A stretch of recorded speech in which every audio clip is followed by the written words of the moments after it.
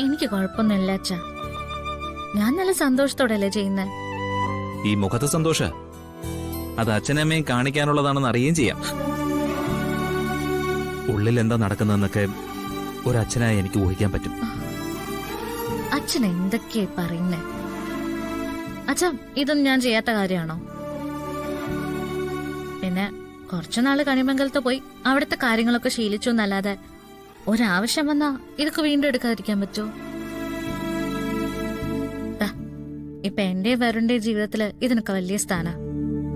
മോളെ, ഇത് അച്ഛാ, എന്നെ വരുണിന്റെ ഒപ്പം പറഞ്ഞയക്കുന്നതിന്റെ തലേ ദിവസം അച്ഛൻ എന്നോട് എന്തൊക്കെയാ പറഞ്ഞേ? ഏത് പ്രതിസന്ധിയിലും ഭർത്താവിന്റെ കൂടെ ഉണ്ടാവണം. അയാള് തളർന്നു പോയാ അയാളുടെ മുന്നിൽ നിന്ന് നയിക്കണം. അതിനുവേണ്ടി എത്ര കഷ്ടപ്പെടാനും പോണം. അങ്ങനെയല്ലേ? അതല്ലേ ഞാനീ ചെയ്തോണ്ടിരിക്കുന്നെ. പിന്നെ അച്ഛൻ തന്നെ അതിൽ വിഷമം പറഞ്ഞാലോ? കേട്ടില്ലേ? ഇത് തന്നെയാ എന്നോടും പറഞ്ഞത്. അപ്പൊ പിന്നെ നമ്മൾ എന്താ മറുപടി പറയാ? അച്ഛൻ പറഞ്ഞതൊക്കെ ശരി തന്നെയാ. പക്ഷെ ഈ കാഴ്ചയൊന്നും അച്ഛനെ കൊണ്ട് കാണാൻ പറ്റുന്നില്ല മോളെ. അച്ഛാ, തുടങ്ങിയോ? അച്ഛാ, അച്ഛൻ ചെയ്യാവുന്ന കാര്യങ്ങളൊക്കെ എനിക്ക് ചെയ്തു തരുന്നുണ്ടല്ലോ. പിന്നെന്താ ഈ വിഷമിക്കുന്നെ? ഒന്നുമില്ല. വരുണിനെ നീ വിവാഹം കഴിച്ചപ്പോഴും ശ്യാമൻ നിന്നെ തിരക്കെത്തിയപ്പോഴും എന്റെ മോൾക്ക് ഇനിയൊരു പരാതി ഉണ്ടാവില്ല, ഒരു കുറവും ഉണ്ടാവില്ല, അവളുടെ കാര്യം ഓർത്ത് വിഷമിക്കേണ്ട കാര്യമില്ല എന്ന് ഞങ്ങൾ രണ്ടുപേരും പറഞ്ഞു.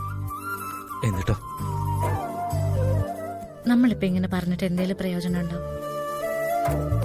ആകെയുള്ള പ്രയോജനം മനസ്സ് വിഷമിച്ച് എവിടെയെങ്കിലും ചെന്നിരിക്കാന്നുള്ളതാ.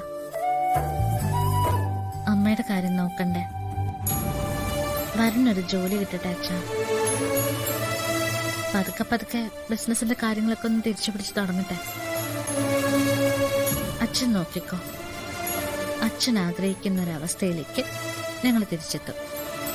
അതിനുവേണ്ടി എത്ര വേണമെങ്കിലും രാവും പകലും കഷ്ടപ്പെടാൻ ഞാൻ തയ്യാറാ. അതൊക്കെ വിട്ടെ, നമുക്ക് ഈ പാചക പരിപാടി ഒരു സംഭവമാക്കി മാറ്റണം. അതിനുള്ള എന്തെങ്കിലുമൊക്കെ കാര്യങ്ങൾ പറഞ്ഞു തരാനുണ്ടെങ്കിൽ പറഞ്ഞു. അമ്മേ ഞാൻ വിടില്ല. അമ്മയ്ക്ക് ഇഷ്ടം പോലെ ജോലിയുണ്ട്. അച്ഛനാണ് ഇതിന്റെ മാനേജർ. കേട്ടല്ലോ? ഏറ്റെടുത്തില്ലേ? ഏറ്റെടുത്തു. നിന്റെ എല്ലാ വേദനകളും ഏറ്റെടുക്കാൻ